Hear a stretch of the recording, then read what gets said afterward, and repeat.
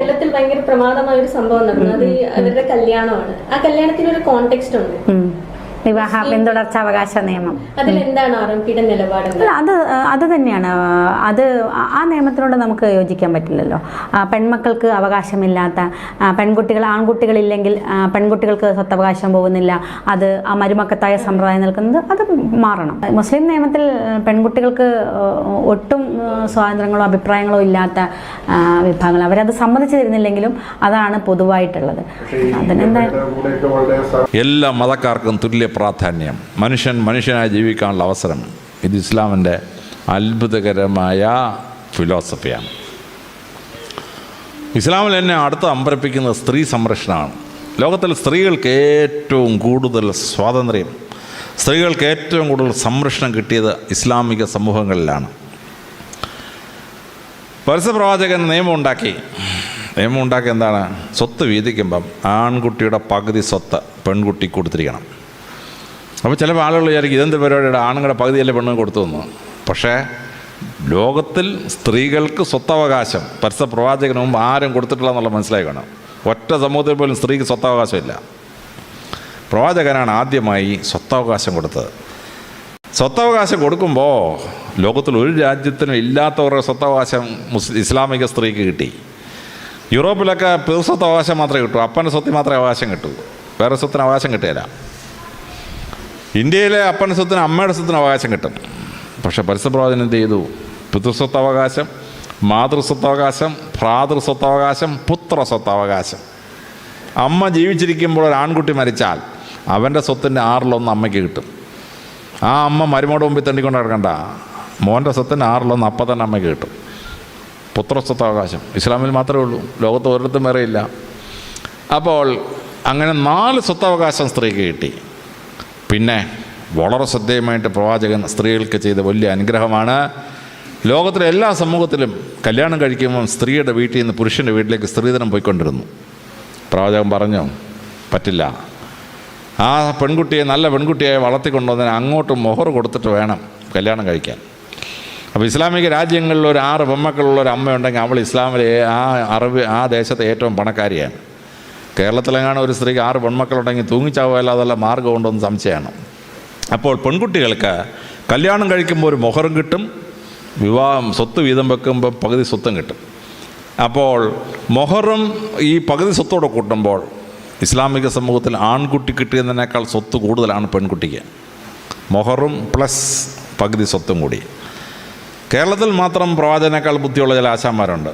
ഒരു ചെറിയ മൊഹർ അങ്ങോട്ട് കൊടുത്തിട്ട് 10 ഇരട്ടി സ്ത്രീധനം ഇങ്ങോട്ട് വാങ്ങിക്കും. സ്ത്രീധനം വാങ്ങിക്കുന്നതൊന്നും ഇസ്ലാമല്ല, ഞാൻ പഠിച്ച ഇസ്ലാമല്ല. ഇസ്ലാമിന് സ്ത്രീധനം പറ്റിയല്ല. കല്യാണം കഴിക്കുമ്പോൾ മൊഹറും കൊടുക്കണം, അതിനുശേഷം സ്വത്ത് വീതം വെക്കുമ്പോൾ പകുതി സ്വത്തും കിട്ടും. അപ്പോൾ മൊഹറും പകുതി സ്വത്തോടെ കൂട്ടുമ്പോൾ ആൺകുട്ടിക്ക് കൂടുതൽ സ്വത്താണ് പെൺകുട്ടി കിട്ടുന്നത്. ഇനി ആ പെൺകുട്ടിക്ക് കിട്ടുന്നത് തന്നെയല്ല, പെൺകുട്ടിയെ വളർത്തുന്നത് വലിയൊരു ഭാഗ്യമായി പ്രവാചകൻ വിവരിച്ചിരിക്കുകയാണ്. ഞാൻ പ്രവാചകൻ്റെ ഹാദിത്ത് ഇങ്ങനെ വായിച്ചുകൊണ്ടിരിക്കുകയായിരുന്നു. പെട്ടെന്ന് പ്രവാചകൻ പറഞ്ഞിരിക്കുകയാണ് സ്വർഗത്തിലേക്ക് പോകാനുള്ള വഴികൾ ഏതെല്ലാം. പ്രവാചകൻ 6 പറഞ്ഞു. ആദ്യം പറഞ്ഞത് രോഗികളെ ശുശ്രൂഷിക്കുക, 2 അപ്പനമ്മയെ ശുശ്രൂഷിക്കുക. 3ാമത് പറഞ്ഞ എന്നാന്ന് വെച്ചാൽ 3 പെൺമക്കളെ വളർത്തി നല്ല കന്യകമാരാക്കി ഭർത്താക്കന്മാരെ ഏൽപ്പിച്ചാൽ അതിനാൽ മാതാവും പിതാവും സ്വർഗത്തിലേക്ക് പോകുന്നതാണ്. ഞാൻ ഉടനെ എൻ്റെ ഭാര്യയെ വിളിച്ചു. ഭാര്യ, നമ്മൾ സ്വർഗത്തിൽ പോകും. ഭാര്യ വെച്ച് അതെങ്ങനെ അറിയാം? താണ്ട പ്രവാചകൻ പറഞ്ഞിരിക്കുകയാണ്, എനിക്ക് 3 പെൺമക്കളാണ്, ആ മക്കളില്ല. നമ്മൾ 3 പെൺമക്കളെ വളർത്തി നല്ല കന്യകളായ ഭർത്താക്കന്മാരെ ഏൽപ്പിച്ചില്ലേ? പ്രവാചകൻ താണ്ട പറഞ്ഞിരിക്കും നമ്മളുണ്ട് സ്വർഗത്തിൽ പോകുന്നു. ഭാര്യ ചിരിയോടെ ചിരി. പക്ഷേ ആ പ്രവാചകൻ പറഞ്ഞതിന് അർത്ഥം മനസ്സിലാക്കണം. ലോകത്തിൽ എവിടെയെങ്കിലും പെൺകുട്ടിയെ വളർത്തുന്നത് ഭാഗ്യമാണെന്ന് ലോകത്തിൽ ആരെങ്കിലും വേറെ പറഞ്ഞിട്ടുണ്ടോ? പ്രവാചകൻ മാത്രമേ പറഞ്ഞിട്ടുള്ളൂ. പെൺകുട്ടി ജനിച്ചാൽ ഉടനെ ശാപമെന്നായിരുന്നു അറബികൾ പോലും വിശ്വസിച്ചിരുന്നത്. അവർ പെൺമക്കളെ കൊണ്ടൊന്ന് മരുഭൂമി കൊണ്ട് കുടിച്ചിടുമായിരുന്നു. പെൺമക്കളെ ലോകത്തിലെല്ലായിടത്തും ഗർഭത്തിലുണ്ടാകുന്ന കുട്ടിയെ ഗർഭത്തിൽ വെച്ച് കൊല്ലും പെണ്ണാണെന്ന് കണ്ടു കഴിഞ്ഞാൽ. ഇതായിരുന്നു അവസ്ഥ. പ്രവാചകൻ പറഞ്ഞു, പെൺകുട്ടിക്ക് ജന്മം നൽകി പെൺകുട്ടിയെ വളർത്തി നല്ല കന്യകളാക്കി ഭർത്താക്കന്മാരെ ഏൽപ്പിച്ചാൽ, 3 പേരെ ഏൽപ്പിച്ചാൽ സ്വർഗം ഉറപ്പെന്നാണ്. പെൺകുട്ടികളെ വളർത്തുന്നത് സ്വർഗത്തിന് കാരണമാണെന്ന് ലോകത്തിലാകെ പറഞ്ഞത് പരിശുദ്ധ പ്രവാചകനാണ്. വേറെ ആരും അത് പറഞ്ഞിട്ടില്ല. പെൺകുട്ടികളെ വളർത്തുന്നത് സ്വർഗം കിട്ടാൻ ഒരു മാർഗമാണ്. പെൺകുട്ടികളെ സംരക്ഷിക്കുമ്പോൾ വളരെ ശ്രദ്ധേയമായി പ്രവാചകൻ അതിൻ്റെ വലിയ വശം പറഞ്ഞു. അതിലെന്താണ്? സ്ത്രീയുടെ ഡ്രസ് ഫിക്സ് ചെയ്തു. ലോകത്തിലെല്ലായിടത്തും സ്ത്രീക്ക് മാറ് മറയ്ക്കാൻ വയ്യ. ഇന്ത്യയിൽ സ്ത്രീകൾക്ക് മാറ് മറയ്ക്കാൻ വയ്യ. യൂറോപ്പിലെ സ്ത്രീകൾക്ക് കാല് മറയ്ക്കാൻ പാടില്ല, കാല് പുറത്തായിരിക്കണം, എല്ലാവരും കാണണം, കാല് കാണണം. കേരളത്തിലെ ഇന്ത്യയുടെ പല ഭാഗത്തും സ്ത്രീകൾക്ക് മാറ് മറയ്ക്കാൻ പാടില്ല. പരിശുദ്ധ പ്രവാചകൻ പറഞ്ഞു, സ്ത്രീയെ അവളുടെ പ്രൈവസി കംപ്ലീറ്റ് സംരക്ഷിക്കുന്ന രീതിയിൽ പർദ്ദയ്ക്കകത്ത് വേഷം ധരിപ്പിക്കുക. അതുകൊണ്ട് എന്ത് പറ്റി? പരിപൂർണമായ വേഷം, പ്രൈവസി കവർ ചെയ്യാൻ ലോകത്തിൽ ആദ്യം സാധിച്ചത് ഇസ്ലാമിലെ സ്ത്രീകൾക്ക് മാത്രമാണ്. കേരളത്തിൽ കഴിഞ്ഞ 150 വർഷമായിട്ട് സ്ത്രീകൾ മാറുമറയ്ക്കാൻ നടന്നു.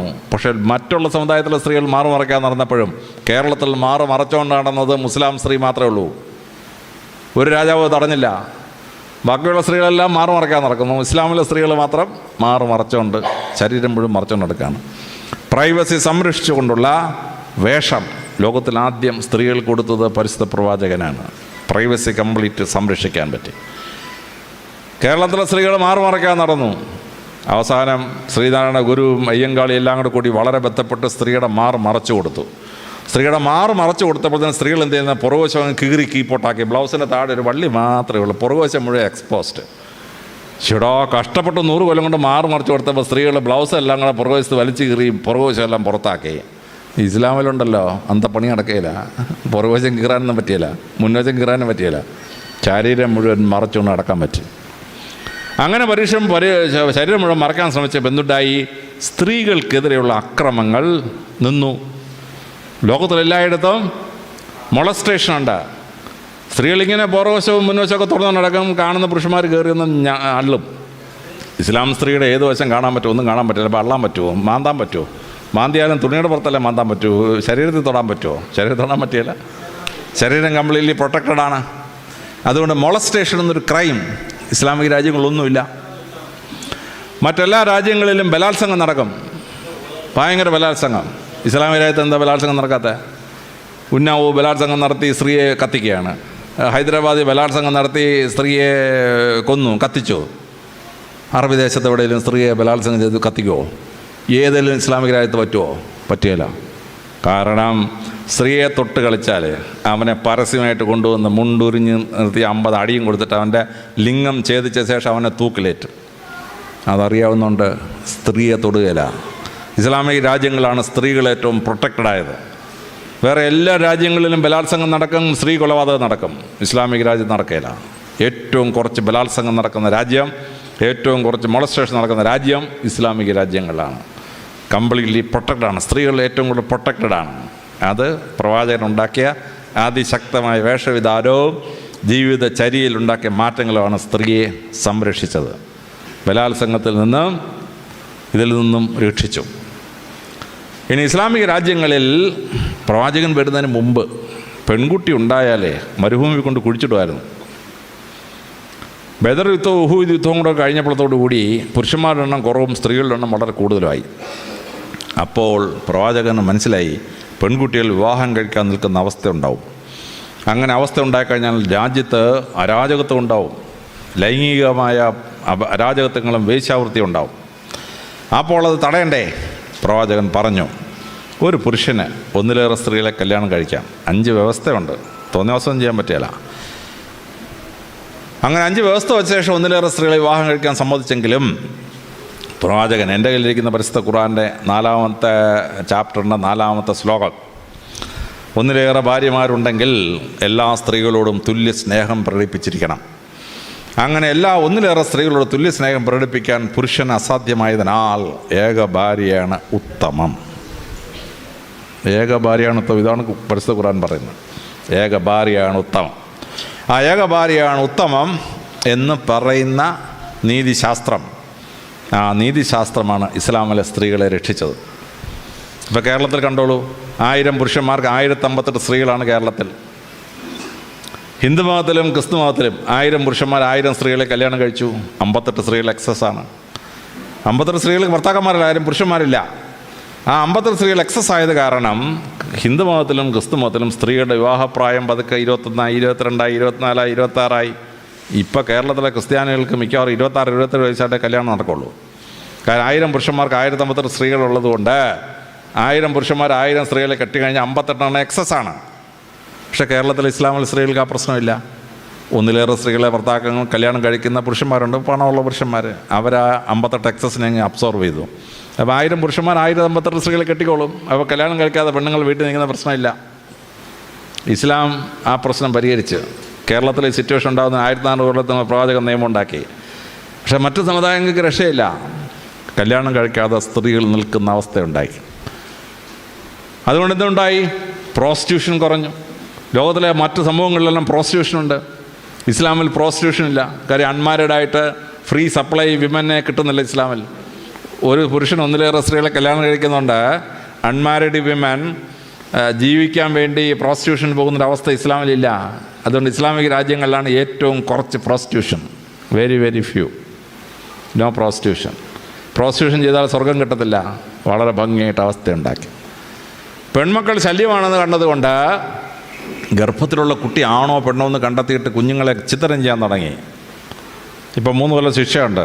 പണ്ട് ചിത്രം ചെയ്യാൻ ഖുറാൻ പറഞ്ഞു, പരിശുദ്ധ ഖുറാൻ പറഞ്ഞു, സൂറത്തുൽ ഇസ്രത്ത് 134 134 സൂറത്തുൽ ഇസ്രത്തിൻ്റെ 134 135 136 3 ആയത്തുകൾ. പരിശുദ്ധ ഖുറാൻ പറഞ്ഞു, ഗർഭത്തിലുള്ള കുഞ്ഞിന് ചെലവിനൊടുക്കാൻ പറ്റുകയില്ല എന്ന് വിചാരിച്ച് കുഞ്ഞിനെ ചിത്രം ചെയ്താൽ അവളെ വാളിനിരയാക്കണം. അവൾ അള്ളാഹുവിനെതിരെ പാപം ചെയ്യുന്ന ശക്തമായ സംഭവമാണ്. ലോകത്തിലെല്ലായിടത്തും ഗർഭത്തിൽ ലിംഗനിർണ്ണയം നടത്തി കുഞ്ഞുങ്ങളെ കൊല്ലും. ഇസ്ലാമിക രാജ്യങ്ങളിൽ നടക്കത്തില്ല. കാരണം ലിംഗനിർണ്ണയം നടത്താൻ പറ്റിയല്ല. നടത്തിയാലും പെൺകുഞ്ഞാണെന്ന് വിചാരിച്ച് കൊല്ലാൻ പറ്റിയല്ല. അവിടെയാണ് ഇസ്ലാമിൻ്റെ നേട്ടം. സ്ത്രീകളെ പ്രൊട്ടക്റ്റ് ചെയ്യും. തലാഖെല്ലാം അനുവാദം കൊടുത്തു. പക്ഷെ തലാഖെല്ലാം അനുവാദം കൊടുത്തതിന് 2 വശമുണ്ട്. ട്രിപ്പിൾ തലാഖ് എന്നൊരു സാധനം പ്രവാചകൻ പറഞ്ഞിട്ടില്ല, പരിശുദ്ധ ഖുറാനിലും ഇല്ല. It is un-Islamic. അല്ലാതെ തലാഖ് ചൊല്ലുമ്പോൾ ആ തലാഖിനകത്ത് ഒരു സേവിങ് ഗ്രേസ് ഉണ്ട്. തികച്ചും യോജിക്കാൻ പറ്റാത്തൊരു വിവാഹം അത് ബലമായി കൂട്ടിക്കെട്ടിക്കൊണ്ട് നടന്ന് അതിനകത്ത് 498 306 ഉണ്ടായി കൊലപാതക പരമ്പരകൾ ഉണ്ടാകുന്നൊരവസ്ഥ അത് ഇസ്ലാമിൽ ഉണ്ടാവുന്നില്ല. കാരണം if they are not compatible they can say a divorce and separate and marry again, no problem. അപ്പോൾ സ്ത്രീകളെ സംരക്ഷിക്കുന്ന നിയമങ്ങൾ, പരിശുദ്ധ പ്രവാചകൻ ഉണ്ടാക്കിയ നിയമങ്ങൾ സ്ത്രീകളെ രക്ഷിച്ച അതിഗംഭീരമായ നിയമങ്ങളാണ്. സ്ത്രീകളെ ഭരണാധിപത്യത്തിലേക്ക് കൊണ്ടുവന്നു.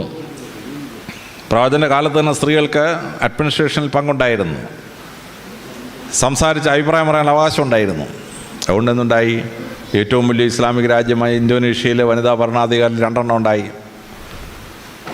മലേഷ്യയിൽ വനിതാ ഭരണാധികാരി ഉണ്ടായി. പാകിസ്ഥാനിൽ വനിതാ പ്രസിഡന്റ് ഉണ്ടായി. ബംഗ്ലാദേശിൽ വനിതാ പ്രസിഡന്റ് ഉണ്ടായി. ഇസ്ലാമിക രാജ്യങ്ങളിൽ എത്രയോ ഇടത്ത് വനിതാ ഭരണാധികാരികളുണ്ടായി. കാരണം വനിതകൾക്ക് മാന്യതയും സ്ഥാനവും കൊടുത്തു ഇസ്ലാമിൽ. അങ്ങനെ സ്ത്രീ വിമോചനം അത്ഭുതകരമായി പ്രവാചകൻ സാധിച്ചെടുത്തു എന്നുള്ളതാണ്. പ്രവാചകൻ വളരെ ശ്രദ്ധേയമായി ചെയ്ത ഒരു 8ാമത്തെ കാര്യമുണ്ട്. അത് ധനം കൈകാര്യം ചെയ്യുന്നുള്ള സംഭവമാണ്. ലോകത്തിലെ എല്ലാ രാജ്യങ്ങളിലും പണക്കാരനായിക്കൊണ്ടിരുന്നു, പാവപ്പെട്ടവനായിക്കൊണ്ടിരുന്നു. അതിനനുസരണമായിട്ടാണ് പണത്തിൻ്റെ ഒഴുക്ക്. പണക്കാരൻ പലിശയ്ക്ക് പണം കൊടുക്കും, പാവപ്പെട്ടവൻ എടുക്കും. അവസാനം പാവപ്പെട്ടവൻ തിരിച്ചടയ്ക്കാൻ വയ്യ, പണക്കാരൻ അവൻ്റെ വസ്തു ജപ്തി ചെയ്തുകൊണ്ട് പോകും. നിരാലംബലായ പാപ്പർ സൂട്ടടിച്ച് കുറേ എണ്ണം. പണക്കാരൻ പിന്നെയും പണക്കാരനാകും. പരിശുദ്ധ പ്രവാചകൻ പറഞ്ഞു, നത്തിങ് ഡൂയിങ്. പലിശ എന്നൊരു സാധനം ഇസ്ലാമിന് അനുവദനീയമല്ല. ഒരു ബ്ലേഡ് ബാങ്കും മുസ്ലിം നടത്താൻ ഒക്കെയില്ല. നിങ്ങൾ 100 രൂപ കൊണ്ട് ബാങ്കിലിട്ടാൽ 100 കൊല്ലം കഴിഞ്ഞ് എന്നാൽ 100 രൂപയെ കാണത്തുള്ളൂ. 10% പലിശയില്ല. പരിശുദ്ധ പ്രവാചകൻ പറഞ്ഞ ന്യായം വളരെ കറക്റ്റാണ്. ആരാണ് പണം കൊടുക്കുന്നത്? പണം കൊടുക്കുന്നത് പണം അധികമായി കയ്യിലുള്ളവനാണ്. ആരാണ് പണം കടം വാങ്ങിക്കുന്നത്? നിർധനനായ ഒരു മനുഷ്യനാണ് പണം വാങ്ങിക്കുന്നത്. ആ നിർധനനായ മനുഷ്യൻ്റെ കയ്യിൽ നിന്ന് പണം ധനവാൻ്റെ കയ്യിലോട്ട് പോകാൻ പാടില്ല. അതുകൊണ്ട് ഉസൂർ ഈസ് പ്രൊഹിബിറ്റഡ് ഇൻ ഇസ്ലാം. ഒരു ബ്ലേഡ് ബാങ്കും ഇസ്ലാമിൽ നടത്താൻ പറ്റിയില്ല. ഇത് നടത്താൻ പറ്റാതെ വന്നത് കാരണം ഇസ്ലാമിൽ ഉണ്ടായ വലിയ അത്ഭുതമാണ്. ഇസ്ലാമിക രാജ്യങ്ങളിലൊന്നും ക്യാപിറ്റലിസം വേരുപിടിച്ചില്ല, മുതലാളിത്തം വേരുപിടിക്കാൻ ഇസ്ലാം സമ്മതിച്ചിട്ടില്ല. കാരണം പണക്കാരനാവുന്ന പാവപ്പെട്ടവനാവുന്ന ഒരു എക്കണോമിക്സ് ഇസ്ലാമിന് അനുവദനീയമല്ല. തന്നെയുമല്ല, പണക്കാരൻ അവൻ്റെ സമ്പത്തിൻ്റെ 2.5% പാവപ്പെട്ടവരിലേക്ക് ഒഴുക്കണം, സക്കാത്ത്. അപ്പോൾ ആ നിയമം ഉണ്ടാക്കിയപ്പോൾ പരസ്യപ്രവാചകന് കൃത്യമായ നിയമം ഉണ്ടാക്കി. ഒരു ദിവസത്തെ വരുമാനം കൊടുക്കണമെന്ന് പറഞ്ഞിരുന്നെങ്കിൽ ഒരാണ്ടിൽ ഏറ്റവും കുറച്ച് പൈസ ഉണ്ടായ ദിവസത്തെ വരുമാനം അവനും കൊടുത്തന്നെയായിരുന്നു കണക്ക് ശരിയാക്കാൻ. പ്രവാചകൻ അതൊക്കെ തല്ല, ഇൻകം ടാക്സ് കണക്കാക്കുന്ന പോലെ ഒരു കൊല്ലത്തെ ഇൻകം കണക്കാക്കുക, എന്നിട്ട് അതിൻ്റെ 2.5% പാവപ്പെട്ടവനിലേക്ക് കൊടുക്കണം. അപ്പോൾ പാവപ്പെട്ടവൻ്റെ പണം പണക്കാരന് പോയിക്കൊണ്ടുവന്ന സിസ്റ്റം മാറ്റി പണക്കാരൻ്റെ പണം പാവപ്പെട്ടവനിലേക്ക് പോകുന്ന സിസ്റ്റം പരിശുദ്ധ പ്രവാചകൻ ഉണ്ടാക്കി. ഇത് അതിശ്രദ്ധേയമായ ഒരു നിയമ സംഹിതയാണ്. അതുകൊണ്ടാണ് ഇസ്ലാമിക രാജ്യങ്ങളിലൊന്നും ക്യാപിറ്റലിസം അല്ലെങ്കിൽ മുതലാളിത്തം ഉണ്ടായില്ല. യൂറോപ്പും ഏഷ്യയും മുഴുവൻ ഫ്യൂഡലിസം ഉണ്ടായി. ഭൂ ഉടമ സമ്പ്രദായത്തിലൂടെ ഭൂ ഉടമസ്ഥനുണ്ടായി. കേരളത്തിൽ മങ്കൊമ്പ് പൊട്ടർക്ക് 2 ലക്ഷം പറ നിലമായിരുന്നു. 2 ലക്ഷം പറ നിലം. കായൽ രാജാവ് മുരിക്കന് 30,000 ഏക്കർ സ്ഥലം. ഇസ്ലാമിൽ ഇപ്പണി പറ്റിയല്ല. ഇസ്ലാമിൽ പാവപ്പെട്ടവൻ കൂടുതൽ പാവപ്പെട്ടവൻ സമ്പ്രദായം ഇല്ല. അവനിലേക്ക് പണക്കാരൻ്റെ പണം സക്കാത്തിലൂടെ ഒഴുകും. ദാരിദ്ര്യം ഉണ്ടാവാൻ സമ്മതിക്കുകയില്ല. ദാരിദ്ര്യന് രാജ്യവും ധനവാനും സപ്പോർട്ട് കൊടുക്കും. അതുകൊണ്ട് ഇസ്ലാമിക രാജ്യങ്ങളിൽ ഫ്യൂഡലിസം ഉണ്ടായില്ല. ഇസ്ലാമിക രാജ്യങ്ങളിൽ ക്യാപിറ്റലിസം ഉണ്ടായില്ല. മുതലാളിത്ത വ്യവസ്ഥ ഉണ്ടായില്ല. ഇസ്ലാമിക രാജ്യങ്ങളിൽ ഭൂമിയുടെ ഉടമസ്ഥാവകാശം അവന് കൊടുത്തത് കാരണം ഇസ്ലാമിക രാജ്യങ്ങളിൽ ഭൂവുടമ സമ്പ്രദായം ഉണ്ടായില്ല. ഇസ്ലാമിക രാജ്യങ്ങൾ സ്വന്തമായി സ്വത്തുള്ള, സ്വന്തമായി വീടുള്ള ഒരു ജനസമൂഹമായി ഇസ്ലാം മാറി. ഇത് വളരെ ശ്രദ്ധേയമായി നമ്മൾ മനസ്സിലാക്കേണ്ടതാണ്. ഇതേറ്റവും ഭംഗിയായി നമ്മൾ മനസ്സിലാക്കുന്ന ഒരു സംഭവമാണ് സലാഡിൻ്റെ പ്രസിദ്ധമായ ജീവിതം. സലാഡിൻ ജെറുസലേം പിടിച്ചടക്കിയ രാജാവാണ്. സലാഡിൻ ജെറുസലേം പിടിച്ചടക്കാനായിട്ട് വന്ന കുരിശ് യുദ്ധങ്ങളിലൂടെ ജെറുസലേം പിടിച്ചെടുത്ത് അവിടെ താമസിക്കുന്ന ക്രിസ്ത്യാനികൾ താമസിക്കുമ്പോൾ അദ്ദേഹം ജെറുസലേമിൻ്റെ മതിലുകൾക്കെതിരെ ബോംബാർഡ് ചെയ്തു. 50 മീറ്റർ നീളത്തിൽ മതിലിടിഞ്ഞ് താഴെ വീണു.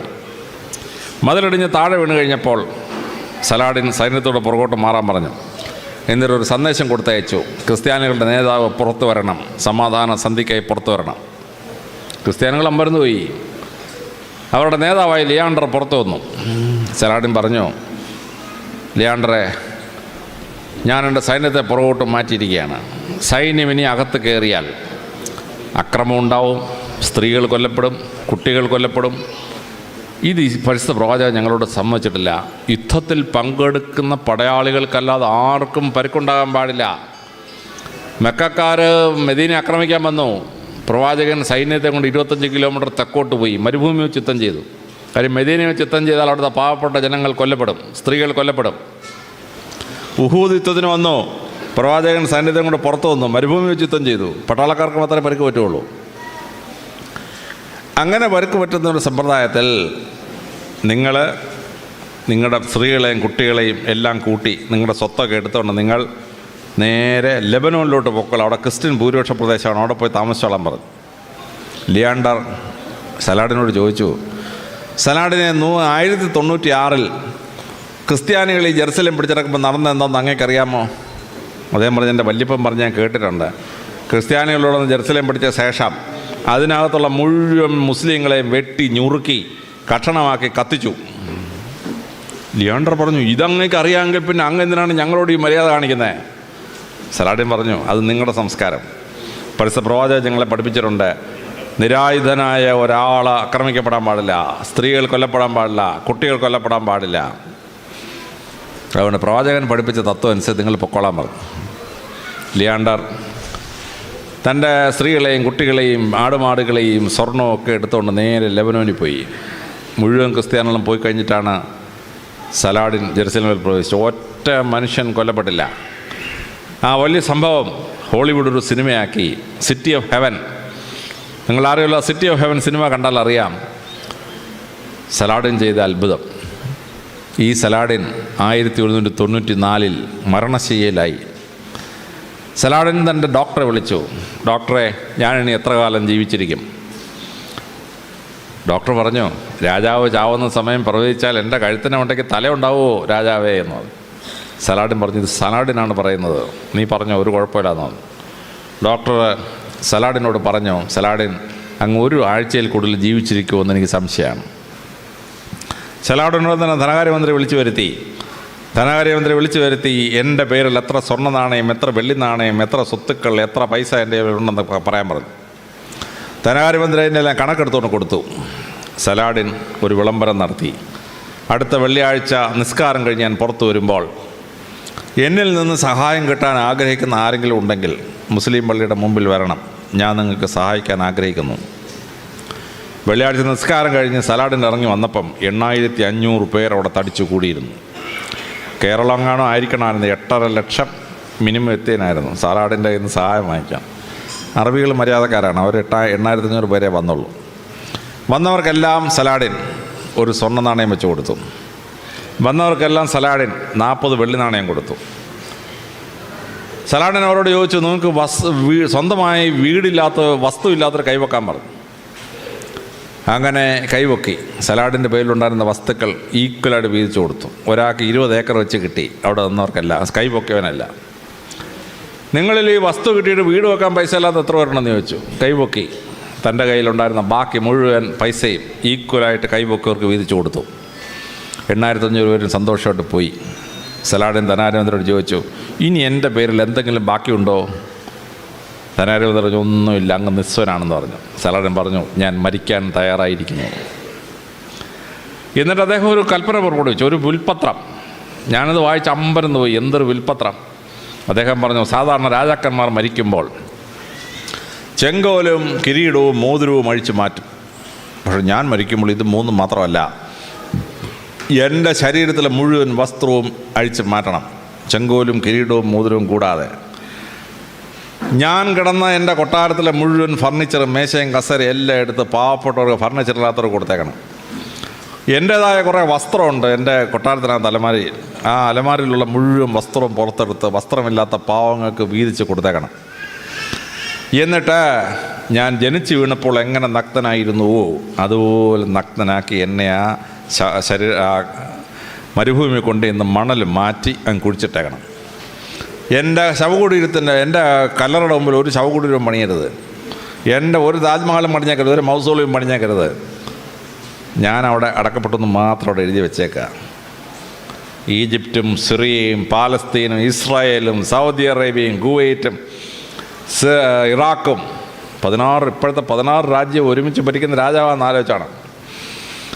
അദ്ദേഹം മരിച്ചപ്പോൾ സർവ്വ ചെങ്കോലും എല്ലാം അഴിച്ചെടുത്ത് എല്ലാ സ്വർണവും മാറ്റി ഫർണിച്ചറെല്ലാം ദാനം ചെയ്ത് അദ്ദേഹത്തിൻ്റെ 1000ഓളം വസ്ത്രങ്ങളെല്ലാം ദാനം ചെയ്ത് പൂർണ്ണ നഗ്നനാക്കിക്കൊണ്ട് എന്ന് സംസ്കരിച്ചു. ആ വിൽപ്പത്രം അവസാനിക്കുമ്പോൾ സലാഡിൻ പറഞ്ഞിരിക്കുന്നു, നിസ്വനായി ജനിച്ചാൽ നിസ്വനായി പോകണമെന്ന് പ്രവാചകനായ മുഹമ്മദ് നബി പഠിപ്പിച്ചത് ഞാനിതാ നടപ്പാക്കുന്നു. ഇപ്പോഴും സലാഡിൻ്റെ ശവകുടീരത്തിൽ ചെന്നാൽ 4-5 കല്ലിങ്ങനെ വെച്ചിട്ടുണ്ടെങ്കിൽ അവിടെ ഒരു ചെറിയ കുറിപ്പുണ്ട്, ഹിയർ സലാഡിൻ ഈസ് ബറീഡ്. ഒരു കല്ലറയില്ല, ഒരു മൗസോളിയും ഇല്ല. 16 രാജ്യം ഭരിച്ചിരുന്ന രാജാവാണ്. ഇതാണ് ഇസ്ലാമിൻ്റെ കാഴ്ചപ്പാട്. സമ്പത്ത് കൊണ്ട് ആരും മഹാനാവുന്നില്ല, സമ്പത്ത് കൂട്ടി വെച്ചിട്ട് ആരും സ്വർഗവും കിട്ടാൻ പോകുന്നില്ല. പാവപ്പെട്ടവനെ സഹായിക്കുന്ന വലിയ ഫിലോസഫിയായി പരിസരപ്രവാചകൻ ഇസ്ലാമിനെ വാർത്തെടുത്തു. ഇതാണ് ഇസ്ലാമിൻ്റെ നീതിശാസ്ത്രം, ഇസ്ലാമിൻ്റെ എക്കണോമിക്സ് എന്ന് പറയപ്പെടുന്നത്. ഒരു സാമ്രാജ്യത്വവും വളരാത്ത, ഒരു ക്യാപിറ്റലിസവും വളരാത്ത, ഒരു ഫ്യൂഡലിസവും വളരാത്ത, ഒരു മുതലാളിത്തവും വാഴാത്ത ഭൂപരിഷ്കരണം നടപ്പാക്കിയ, നിസ്വനെ ഭൂവുടമയാക്കി മാറ്റിയ തത്വശാസ്ത്രമാണ് ഇസ്ലാം. ഈ ഇസ്ലാം സർവരോടും സ്നേഹം പ്രകടിപ്പിക്കുന്ന ഇസ്ലാമാണ്. ഞാൻ പഠിച്ച ഇസ്ലാമിലെ ഒരു മുസ്ലിമും ടെററിസ്റ്റ് ആവാൻ പറ്റില്ല. ഒരു ടെററിസ്റ്റിനും മുസ്ലിം ആവാനും പറ്റിയില്ല, ഒരു മുസ്ലിമിനും ടെററിസ്റ്റ് ആവാൻ പറ്റിയില്ല. പ്രവാചകൻ പഠിപ്പിച്ച് ഇസ്ലാമിൽ വിശ്വസിക്കുന്ന ആർക്കും ടെററിസ്റ്റ് ആവാൻ പറ്റിയില്ല.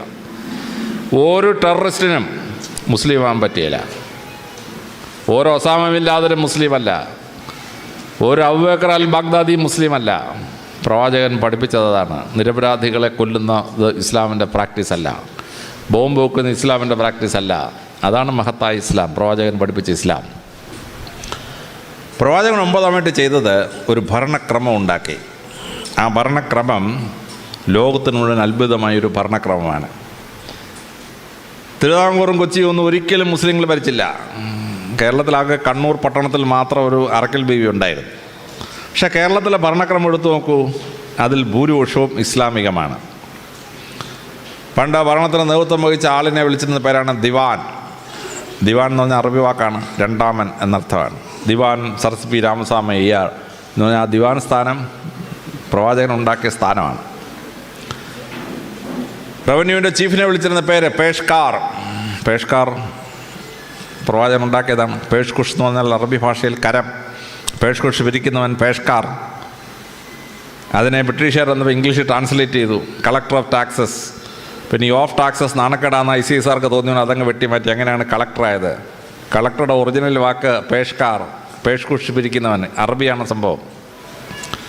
രാജ്യത്തെ ഭരിക്കണമെങ്കിൽ അതിനെ പ്രോവിൻസുകളായി തിരിക്കണം. അങ്ങനെ അറബികൾ പ്രോവിൻസായി തിരിച്ചു. അതാണ് സില്ല എന്ന വാക്ക്.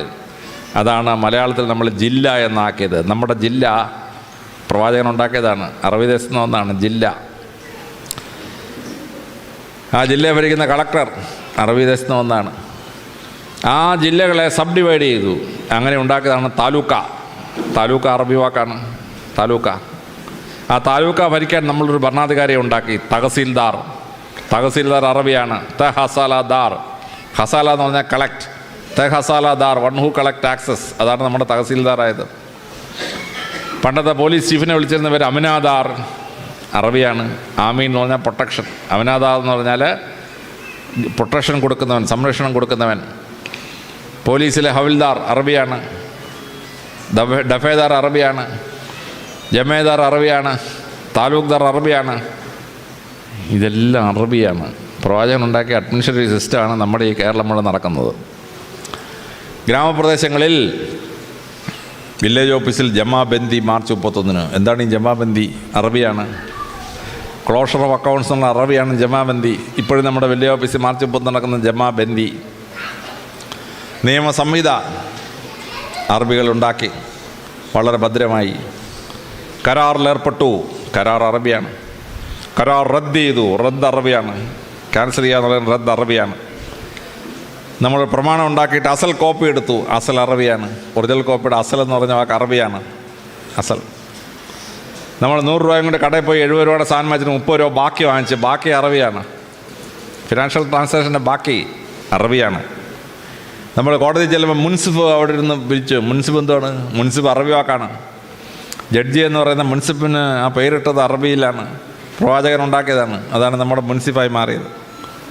കോടതി ചെല്ലുമ്പോൾ കേസ് വാദിക്കാൻ വക്കീൽ. വക്കീൽ അറബി വാക്കാണ്. അഡ്വക്കേറ്റിന് മലയാള ഭാഷ വാക്കില്ല. അഡ്വക്കേറ്റിൻ്റെ മലയാള ഭാഷയുള്ള വക്കീൽ എന്നുള്ള വാക്ക് അറബി ഭാഷയാണ്. നമ്മുടെ ദൈനംദിന ഭരണം മുഴുവൻ അറബികൾ ഉണ്ടാക്കിയ, പ്രവാചകൻ ഉണ്ടാക്കിയ ഭരണ സമ്പ്രദായമാണ്. ആ ഭരണ സമ്പ്രദായം മുസ്ലിങ്ങൾ ഒരിക്കലും ഭരിച്ചിട്ടില്ലാത്ത കേരളത്തിൽ നടപ്പാക്കി. ഉത്തരേന്ത്യയിലും ഇന്ത്യ മുഴുവൻ നടപ്പാക്കി. ലോകത്തിൻ്റെ മെജോറിറ്റിയായ പടങ്ങളിൽ മുഴുവൻ ഈ സമ്പ്രദായം നടപ്പാക്കി. Legal system. ആ ലീഗൽ സിസ്റ്റം വളരെ ശക്തമായി മാറി. ലോകത്തിലെല്ലായിടത്തും ബലാത്സംഗം ഉണ്ടാവുന്നു. അറബി ദേശത്ത് ബലാത്സംഗം തുലവും തുച്ഛമാണ്. നിയമം സംബന്ധിച്ചൊരു കട്ടിയാണ്. ബലാത്സംഗം ചെയ്താൽ അവനെ കൊണ്ടുവന്ന് പൂർണ്ണ നഗ്നനാക്കി 50 ചാട്ടവാറടി അടിക്കും ആദ്യം. പിന്നെ അവനെ ലിംഗം ഛേദിക്കും. അതിനുശേഷം അവനെ തൂക്കിക്കൊല്ലും. കട്ടിയായ നിയമമാണ്. സ്ത്രീകൾ സംരക്ഷിക്കപ്പെടുന്നു അറബി ദേശത്ത്. അവിടെ മൊളസ്റ്റേഷൻ റേപ്പൊന്നും നമ്മൾ കാണുന്ന പോലെ നമ്മുടെ രാജ്യത്ത് നടക്കുന്ന പോലെ നടക്കുകയില്ല. അതിശക്തമായ നിയമങ്ങളുണ്ടാക്കി. ആ നിയമസമിതികളുടെ ജനങ്ങൾക്ക് ലോ ആൻഡ് ഓർഡർ വിശ്വസിക്കാൻ പറ്റുന്ന കോടതി, സിവിൽ അഡ്മിനിസ്ട്രേഷൻ, റവന്യൂ അഡ്മിനിസ്ട്രേഷൻ വളരെ ഭംഗിയായി പാലിച്ചു. പ്രവാചകൻ ചെയ്ത 10ാമത്തെ അത്ഭുതം എന്ന് പറയുന്നത് വിദ്യാഭ്യാസ ഉയർച്ചയാണ്. പ്രവാചകൻ അറബി ദേശത്ത് ജനിക്കുമ്പോൾ അറബികളുടെ സാക്ഷരത 1%, 1%. ആർക്കും എഴുതാൻ വായിക്കാൻ അറിഞ്ഞൂടാ. പരസ്യപ്രവാചകൻ എഴുതാൻ വായിക്കാൻ അറിഞ്ഞൂടാ. ഇസ്ലാമിൻ്റെ പുണ്യഗ്രന്ഥം തന്നെ വായിക്കടാ എന്നാണ് തുടങ്ങുന്നത്. പരിശുദ്ധ ഖുർആൻ എന്ന് പറഞ്ഞാൽ അർത്ഥം തന്നെ വായിക്കാനാണ്. വായനയിലേക്ക് ജനങ്ങളെ ഉയർത്തിയ വലിയ സംസ്കാരമാണ്. പരസ്യപ്രവാചകൻ ജനിക്കുന്നതിന് മുമ്പ് അറബി ദേശത്ത് ഏതെങ്കിലും ഒരു മഹാൻ്റെ പേര് കേട്ടിട്ടുണ്ടോ? ഒരു വലിയ സാഹിത്യകാരനോ, ഒരു വലിയ പൊളിറ്റീഷ്യനോ, ഒരു വലിയ ശാസ്ത്രജ്ഞനോ, ഒരു വലിയ മഹാനായ ഒരാളിൻ്റെ പേരുണ്ടോ അറബി ദേശത്ത്? ഒറ്റയാളില്ല.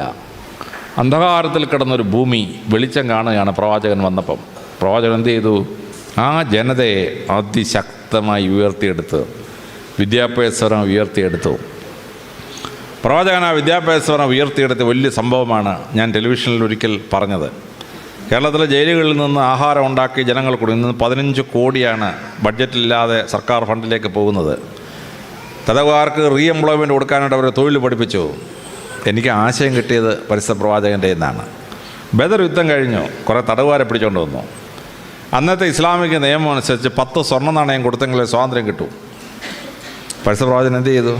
ആ കൊണ്ടുവന്ന കൂട്ടത്തിൽ അദ്ദേഹത്തിൻ്റെ അങ്കിളുണ്ട്, അദ്ദേഹത്തിൻ്റെ മകളുടെ ഭർത്താവുണ്ട് ആ തടവുകാരായിട്ട് പിടിക്കപ്പെട്ടവരുടെ കൂട്ടത്തിൽ. വല്ല എക്സംഷനും കൊടുത്തോ? ഒരു എക്സംഷനും കൊടുത്തില്ല. പക്ഷേ അദ്ദേഹം പറഞ്ഞു, 10 സ്വർണ്ണ നാണയം കിട്ടുന്നതിന് പകരം നിങ്ങളെല്ലാം വിദ്യാഭ്യാസമുള്ളവരാണ്, നിങ്ങൾ 10 പേരെ എഴുതാനും വായിക്കാനും പഠിപ്പിച്ചാൽ നിങ്ങൾക്ക് സ്വാതന്ത്ര്യം തരുന്നതാണ്. അതായത് 10 gold coins is equivalent to giving literacy to 10 persons. വിദ്യാധനം സർവ്വധനാൽ പ്രധാനമെന്ന് നമ്മൾ ഇന്ത്യയിൽ പറയും. വിദ്യാധനം സർവ്വധനാൽ പ്രധാനം. എത്ര രൂപയ്ക്കാണ് അത് ഈക്വലൻസ് എന്ന് പ്രഖ്യാപിച്ചത് പരസ്യപ്രവാചകനാണ്. 10 സ്വർണ്ണ നാണയത്തിന് പകരം 10 പേരെ സാക്ഷരരാക്കുക. അപ്പോൾ ഒരു സ്വർണ്ണ നാണയം 28,000 രൂപ വിലയുള്ളതാണ്. വരാഹൻ എന്ന് പറയുന്ന നാണയം. ഈ വരാഹൻ എന്ന് പറയുന്നത് ഇന്ത്യയിൽ നിന്ന് പോയൊരു നാണയമാണ്. അത് രസകരമായ സംഭവമാണ്. രാഷ്ട്രകൂട രാജവംശൻ്റെ നാണയമായിരുന്നു വരാഹൻ. രാഷ്ട്രകൂട രാജവംശം ദശാവതാരങ്ങളിൽ 3ാമത്തെ അവതാരമായിരുന്നു അവരുടെ ആസ്ഥാന ദേവൻ മത്സ്യം കൂർമ്മം വരാഹം. ആ വരാഹത്തിൻ്റെ രൂപമാണ് നാണയത്തിൽ കൊത്തിയിരുന്നത്. ആ വരാഹത്തിൻ്റെ രൂപം കൊത്തിയതായതുകൊണ്ടാണ് വരാഹൻ എന്ന് മഹാരാഷ്ട്രയിൽ ആ നാണയത്തെ വിളിച്ചിരുന്നത്. അറബി ഭാഷയിലെ സ്വർണ്ണ നാണയത്തിൻ്റെ പേര് വരാഹൻ എന്നാണ്. മുസ്ലിങ്ങൾക്ക് തീരെ ഇഷ്ടമില്ലാത്തൊരു മൃഗമാണ് ഈ വരാഹം. പക്ഷേ അതിൻ്റെ പേരിലാണ് സ്വർണ്ണ നാണയമാണ് അറിയപ്പെടുന്നത്. ആ സ്വർണ്ണ നാണയം 28,000 രൂപ. അപ്പോൾ ഒരാൾക്ക് സ്വാതന്ത്ര്യം കിട്ടണമെങ്കിൽ 28,000 × 10 2,80,000 രൂപ കൊടുക്കണം ഒരാൾക്ക് സ്വാതന്ത്ര്യം കിട്ടാൻ. പ്രവാചകൻ പറഞ്ഞു, നിങ്ങൾ ഈ 2,80,000 രൂപ അവിടെ നിന്ന് കൊണ്ടുവരാനൊന്നും പറ്റില്ല. നിങ്ങളൊരു കാര്യം ചെയ്യും, 10 പേരെ പഠിപ്പിക്കണം. 10 പേരെ പഠിപ്പിച്ച് കഴിഞ്ഞാൽ നിങ്ങൾക്ക് സ്വാതന്ത്ര്യം തരാം. അങ്ങനെ അറബികളെ ഈ തടവുകാരെ പഠിപ്പിച്ചു. 10 പേരെ സാക്ഷരരാക്കിയപ്പോൾ സ്വാതന്ത്ര്യം കൊടുത്തു. സ്വാതന്ത്ര്യം കൊടുത്തു കഴിഞ്ഞാൽ അവരോട് പ്രവാചകൻ പറഞ്ഞു, നിങ്ങളിപ്പോൾ സ്വതന്ത്രരാണ്, പക്ഷേ നിങ്ങൾക്ക് ഞങ്ങൾ അധ്യാപകരായിട്ട് ഞാൻ ജോലി തരാം, നിങ്ങളിവിടെ അറബികളെ സാക്ഷരരാക്കാൻ പറഞ്ഞു. അങ്ങനെ അറബികൾക്ക് സാക്ഷരത കിട്ടി. ഇവരെ സാക്ഷരത എന്ന് പറഞ്ഞ സിസ്റ്റം ഉണ്ടാക്കി. അറബികൾക്ക് സാക്ഷരത ഉണ്ടാക്കി. ഏറ്റവും സാക്ഷരരായ ഒരു ജനസമൂഹമായിട്ട് വാർത്തു. ഇസ്ലാം പോയ സ്ഥലത്തൊക്കെ സർവകലാശാലകൾ സ്ഥാപിച്ചു. ഇന്ത്യയിലെ ബുദ്ധമതം സ്ഥാപിച്ചാണ് സർവകലാശാലകൾ. നളന്ദയും തക്ഷശിലയും വിക്രമശിലയും ഉദന്തപുരിയൊക്കെ. ആ സർവകലാശാലകൾ മുസ്ലിങ്ങൾ കോപ്പി ചെയ്തു. മുസ്ലിങ്ങൾ കോപ്പി ചെയ്ത് അവർ ബാഗ്ദാദ് സർവകലാശാല ഉണ്ടാക്കി, ഈജിപ്തിൽ കെയ്റോ സർവകലാശാല ഉണ്ടാക്കി, സ്പെയിനിൽ കൊർഡോബ സർവകലാശാല ഉണ്ടാക്കി. അതിഗംഭീരമായ ലൈബ്രറികൾ അതിൻ്റെ ഭാഗമായി. 100 കൊല്ലം കൊണ്ട് പൊളിറ്റിക്കൽ ക്യാപിറ്റൽ വിദ്യാഭ്യാസ തലസ്ഥാനത്തേക്ക് മാറി.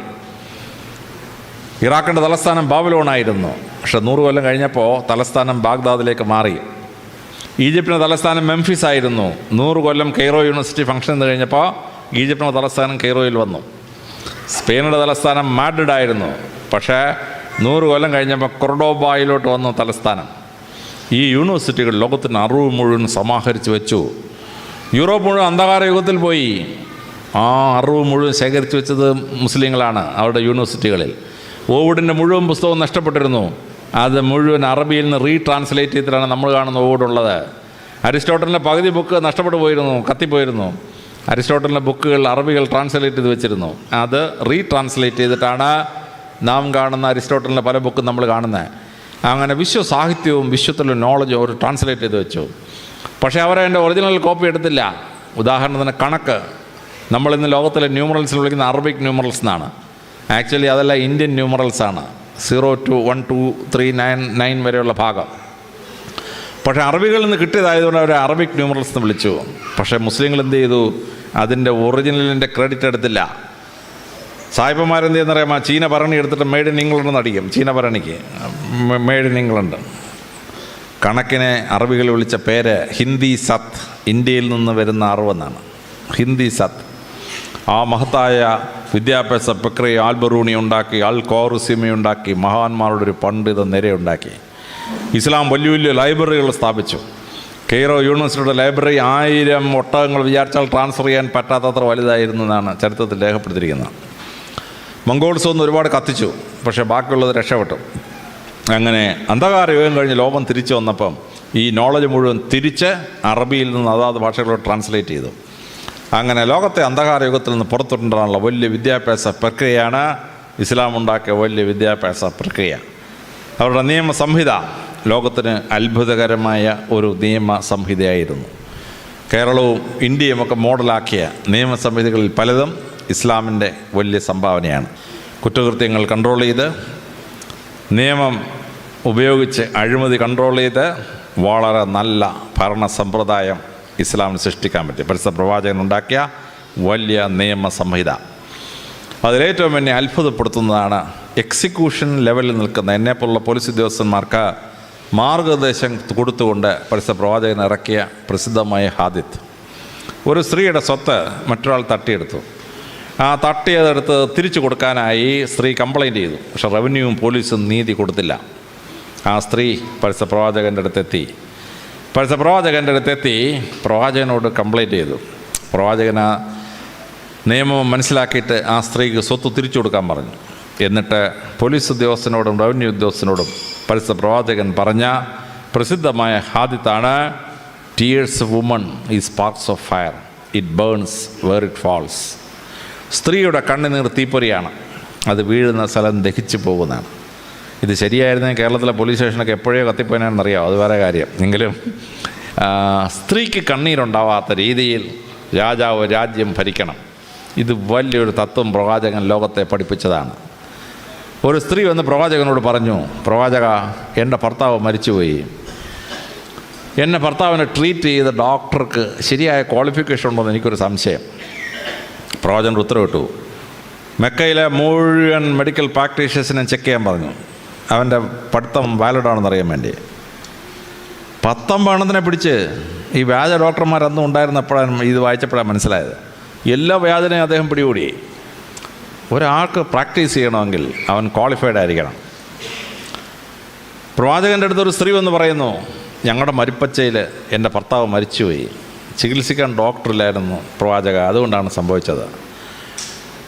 പ്രവാചകൻ്റെ ഒറ്റ കൽപ്പന ഇറക്കി 5 ഒട്ടകങ്ങളെ കൊണ്ടുവരാൻ പറഞ്ഞു. ഒട്ടകത്തിൻ്റെ പുറത്ത് 5 ഡോക്ടർമാരെ കയറ്റി എല്ലാ മരിപ്പച്ചകളും പോയി രോഗികളെ ചികിത്സിക്കാൻ പറഞ്ഞു.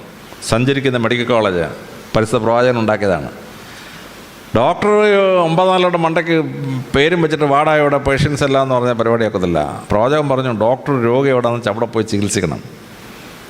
അതാണ് പ്രവാചകൻ്റെ അത്ഭുതകരമായ സിസ്റ്റം എന്ന് പറയുന്നത്. ആത്മഹത്യ ഇസ്ലാമിൽ വളരെ കുറവാണ്. എന്താ കാര്യം? അതാണ് ഇസ്ലാമിൻ്റെ മഹത്വം എന്ന് പറയുന്നത്. ഇന്ത്യയിൽ ലോകത്തിൽ 1 ലക്ഷം പേർ ഒരു കൊല്ലം ജീവിച്ചിരിക്കുമ്പോൾ 8 പേർ ആത്മഹത്യ ചെയ്യും. ഇന്ത്യയിലത് 9ആണ്.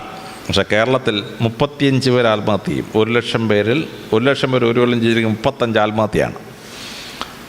അതിലേറ്റവും വലിയ ആത്മഹത്യ നടക്കുന്നത് സൂയിസൈഡ് വില്ലേജ് ഓഫ് ഇന്ത്യ എന്ന് വിളിക്കുന്ന സ്ഥലമാണ്. നൂറനാട് കുഷ്ഠരോഗാശുപത്രിയിരിക്കുന്ന സ്ഥലം. ആ ഗ്രാമത്തിലാണ് ഏറ്റവും കൂടുതൽ സൂയിസൈഡ്. 1 ലക്ഷം പേർ ഒരു കൊല്ലം ജീവിച്ചിരിക്കുമ്പോൾ 62 പേർ ആത്മഹത്യ ചെയ്യും.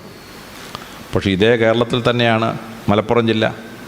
മലപ്പുറം ജില്ലയിൽ 1 ലക്ഷം പേർ ഒരു കൊല്ലം ജീവിച്ചിരിക്കുമ്പോൾ 4 പേരെ ആത്മഹത്യ ചെയ്യത്തുള്ളൂ. സൗദി അറേബ്യയാണ് ലോകത്തിലെ ഏറ്റവും ആത്മഹത്യ കുറവുള്ളത്. 0.4% സൗദി അറേബ്യയിലെ ആത്മഹത്യാ നിരക്ക്. കാര്യം എന്താണ്? ഇസ്ലാം ലോകത്തെ പഠിപ്പിച്ചു, ആത്മഹത്യ ചെയ്യുന്നതിന് ഈ ലോകവും പോകുന്നു, പരലോകവും പോകുന്നു. മദ്രസയിൽ കുട്ടി 4 വയസ്സ് കഴിയുമ്പോൾ തന്നെ കുട്ടിയെ പറഞ്ഞ് മനസ്സിലാക്കുകയാണ്, ആത്മഹത്യ ദൈവത്തിന് മുമ്പാകെ നിരപ്പാത്ത സാധനമാണ്. കുട്ടിയുടെ മനസ്സിനകത്ത് ആത്മഹത്യക്കെതിരെ ഒരു തത്വം ഉണ്ടാകുകയാണ്. മനുഷ്യൻ എക്കണോമിക് ഡിസാസ്റ്റർ നേരിട്ട് കഴിഞ്ഞ് പാപ്പരാകുമ്പോഴാണ് ആത്മഹത്യ ചെയ്യുന്നത്. ഇസ്ലാമിൽ മനുഷ്യർ പാപ്പരാവാതെ സംരക്ഷിക്കുന്ന സക്കാത്ത് ഉൾപ്പെടെയുള്ള നിയമസംഹിതകളുണ്ടായി. അപ്പോൾ പണം ഒട്ടുമില്ലാതെ വസ്തുവില്ലാതെ ഒരാൾ ചാവേണ്ട, ആത്മഹത്യ ചെയ്യേണ്ട അവസ്ഥയില്ല. അവന് സംരക്ഷണം കിട്ടുന്നുണ്ട്. ആഹാരം എവിടുന്നേലും കിട്ടും. അവൻ പാപ്പരാവില്ല. അവന് ഹോപ്പ്ലെസ് എന്നൊരു സിറ്റുവേഷൻ വരുമ്പോൾ അവൻ ആത്മഹത്യ ചെയ്യാതിരിക്കാൻ വേണ്ടി അവനെ തിയോളജിയിലും ഫിലോസഫിയിലും പരിശുദ്ധ ഖുർആനിലെ ശക്തമായ നിയമത്തിലൂടെ പ്രൊട്ടക്റ്റ് ചെയ്തിരിക്കുകയാണ്. അതുകൊണ്ട് ലോകം മുഴുവൻ ആത്മഹത്യ ചെയ്യുമ്പോൾ ഇസ്ലാമിൽ ആത്മഹത്യ സൗദി അറേബ്യയിൽ 0.5, കേരളത്തിൽ ആവറേജ് 35, മലപ്പുറത്ത് 4%. അപ്പോൾ ഇസ്ലാമിക സമൂഹത്തിൽ ആത്മഹത്യ നടക്കാത്തത് ഈ വലിയ സംരക്ഷണത്തിൻ്റെ ഒരു ഭാഗമാണ്. അപ്പോൾ ലോകമെങ്ങും മനുഷ്യന് നല്ല ജീവിതചര്യയും മനുഷ്യനായി ജീവിക്കാനുള്ള പ്രാക്ടീസും കിട്ടിയത് ഇസ്ലാമിൻ്റെ വലിയ സംഭാവനയാണ്. പരിശുദ്ധ പ്രവാചകൻ്റെ വലിയ സംഭാവനയാണ്.